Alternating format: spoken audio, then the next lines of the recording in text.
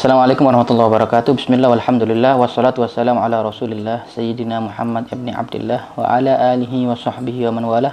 Wala hawla wala quwata illa billah, subhanaka la ilma lana illa ma 'allamtana innaka antal alimul hakim. Rabbi shrah li sadri wa yassir li amri wahlul 'uqdatam min lisani yafqahu qawli. Amin. Amma ba'du. Pada kesempatan kali ini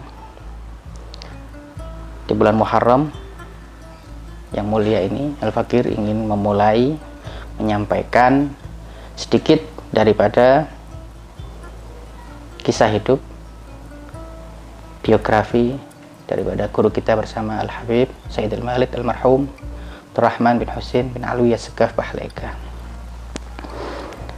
Saya akan bacakan apa yang sudah bisa saya rangkum daripada perjalanan hidup beliau. Beliau Habib Abdurrahman bin Husin As-Segaf Bahleika dilahirkan pada tanggal 14 Muharram 1383 Hijriah, bertepatan dengan hari Kamis 6 Juni 1963 Masehi. Ayah beliau Al-Habib Husin bin Alwi As-Segaf Bahleika adalah seorang pengusaha, pendidik, dan guru ngaji yang menjadi motivator sekaligus guru pertama dalam perjalanan hidupnya. Ibu beliau seorang Syarifah Afifah yang bernama Syarifah Su'ud binti Abdurrahman Maula Khailah adalah seorang ibu rumah tangga yang sederhana dan meninggal di saat usia beliau masih kecil. Semasa kecil beliau banyak dirawat oleh nenek beliau, ibu daripada abah beliau, yaitu Hubabah Fadlun binti Habib Abdurrahman As-Segaf, saudara daripada Habib Alwi bin Segaf As-Segaf, Keponagung Pasuruan.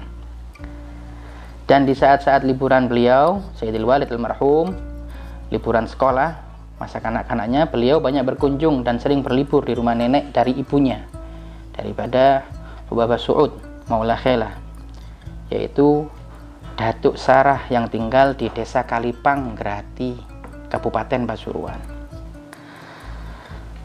Ada kejadian yang sering beliau ceritakan ketika berada di Desa Kalipang tersebut, yaitu sebuah kejadian yang menjadi pelajaran berharga dalam perjalanan hidup beliau.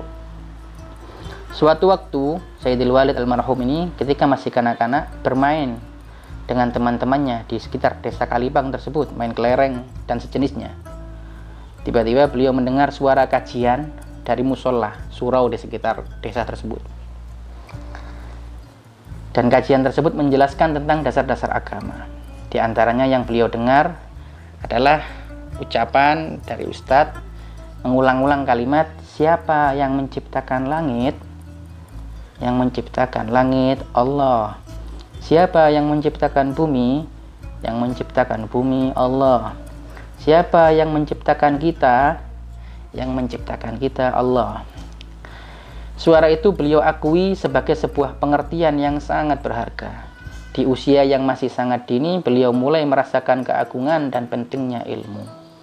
Hingga hal tersebut menjadikan beliau berhenti bermain-main dengan teman-temannya, lalu pulang ke rumah datuknya, seraya dengan mengulang-ulang kalimat-kalimat tersebut.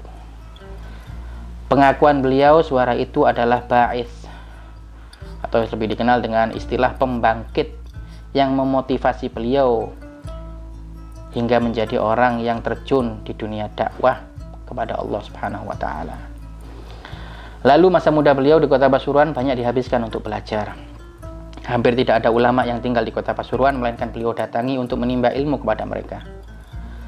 Di antara guru-guru beliau adalah Al-Habib Ahmad bin Hadi Al-Hamid, Al-Habib Idrus bin Hud As-Segaf, Kiai Mas Imam, dan masih banyak lagi yang lain.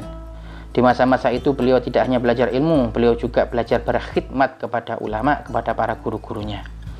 Hampir semua guru-guru tersebut pernah beliau pijit-pijit kakinya ketika selesai belajar atau ketika dipanggil ke dalam kamarnya. Terutamanya Al-Habib Ahmad bin Hadi Al-Hamid yang beliau akui paling sering beliau pijit. Masa muda beliau pun beliau maksimalkan dalam usaha-usaha kebaikan, mulai dari membuat koperasi yang dikoordinir oleh tokoh-tokoh masyarakat di masa itu, yang manfaat dari koperasi tersebut kembali sesama kepada kalangan du'afa, para masakin. Padahal usia beliau waktu itu masih sangat dini, di bawah 15 tahun. Di usia 14 tahun, kota Pasuruan mendapatkan keberkahan kunjungan dari salah satu ulama tokoh besar dunia abad ini, yaitu Profesor Dr. As-Sayyid Muhammad bin Alwi Al-Maliki, yang mana pada perjalanan hidup beliau juga As-Sayyid Dr. Profesor Muhammad bin Alwi Al-Maliki ini menjadi salah satu guru besarnya. Di kunjungan itu, di luar